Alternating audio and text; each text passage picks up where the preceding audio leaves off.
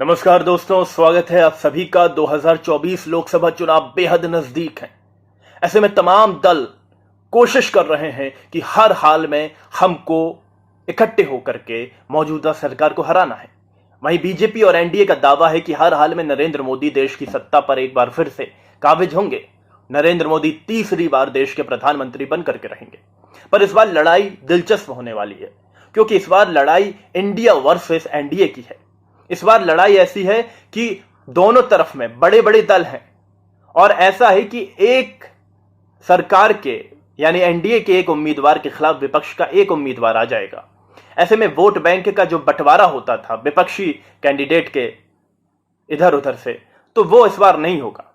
पर एक सवाल उठाया जा रहा है और जो इंडिया गठबंधन के जो समर्थक हैं, जो चाहते हैं कि इंडिया गठबंधन जीत करके आए, एनडीए की हार हो जाए, उनके मन में एक सवाल चल रहा है और इसमें दो राय हैं उनकी। एक ये कि क्या एआईएमआईएम के अध्यक्ष असदुद्दीन ओवैसी को इंडिया गठबंधन में शामिल होना चाहिए। क्या इंडिया गठबंधन को असदुद्दीन ओवैसी से संपर्क करके उनको गठबंधन का हिस्सा बनाना चाहिए। इस बारे में दो राय हैं। एक पक्ष कहता है कि असदुद्दीन ओवैसी जैसे नेता को अगर इंडिया गठबंधन में ले लिया जाएगा तो इससे तो इंडियन गठबंधन का ही नुकसान होगा। इंडिया गठबंधन के ऊपर सवाल उठने लगेंगे कि आप एक ऐसे नेता को लेकर के आ रहे हैं जो एक खास धर्म को, बहुसंख्यक धर्म के ऊपर तीखा टिप्पणी करता है। क्योंकि असदुद्दीन ओवैसी के भाई अकबरुद्दीन ओवैसी का वो बयान खूब चर्चित हुआ जिसमें उन्होंने एक धर्म के खिलाफ बेहद बदजुबानी की, बहुत खराब भाषा का इस्तेमाल किया। हालांकि असदुद्दीन ओवैसी ने उस तरह की भाषा का भले ही उपयोग नहीं किया, पर उन पर भी हमेशा आरोप लगे कि वो एक बहुसंख्यक समाज के खिलाफ, बहुसंख्यक धर्म के खिलाफ तीखा टिप्पणी करते हैं। उन पर आरोप लगा कि वो सांप्रदायिकता बढ़ाते हैं। कांग्रेस भी ये आरोप लगाते हुए आई है। यहां तक कि उनको कहा जाता है कई बार कि वो बीजेपी की बी टीम है, क्योंकि वो जहां कहीं भी चुनाव जाकर के लड़ते हैं तो वो वहां के मुद्दों को सांप्रदायिक कर देते हैं, जिससे भारतीय जनता पार्टी को फायदा पहुंचता है। ऐसे में हर कोई ये जानना चाह रहा है कि आखिर क्या है, क्या असदुद्दीन ओवैसी को लाना चाहिए, नहीं लाना चाहिए। वहीं जिनका ये तर्क है कि असदुद्दीन ओवैसी को इंडिया गठबंधन में आना चाहिए, उनका यह कहना है कि कहीं ना कहीं मुस्लिम जो वर्ग है वो ओवैसी को समर्थन कर रहा है।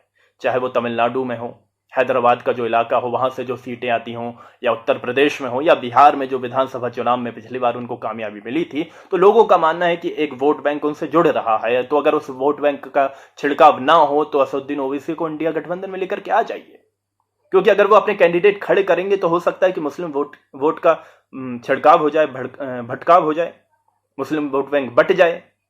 ऐसे में दोनों तरह की राय हैं, पर मुझे लगता है, जो मेरा एक व्यक्तिगत अनुभव है, मेरा मानना है कि इंडिया गठबंधन में कभी असदुद्दीन ओवैसी की एंट्री नहीं हो सकती। क्योंकि असदुद्दीन ओवैसी की जो पॉलिटिक्स रही है वो पूरी तरह से एक सांप्रदायिकवाद की पॉलिटिक्स रही है। भले ही वो दावा करें कि वो कितना ही सबको साथ लेकर के चलने की बात करते हैं, पर यह बात सत्य है कि वो जहां पर भी जाते हैं वहां पर मुद्दे सांप्रदायिक हो जाते हैं। ऐसे में इंडिया गठबंधन कभी नहीं चाहेगा कि वो इतना बड़ा रिस्क ले, खास करके मोदी की बीजेपी के सामने, जो इस मामले में, धर्म के मामले में, सांप्रदायिक मामले में एकदम हुनर रखती है कि कैसे इस पिच पर बैटिंग की जाए। तो कांग्रेस और इंडिया गठबंधन कभी नहीं चाहेगा कि वो इतना बड़ा रिस्क लेकर के असदुद्दीन ओवैसी को इंडिया गठबंधन में शामिल करे।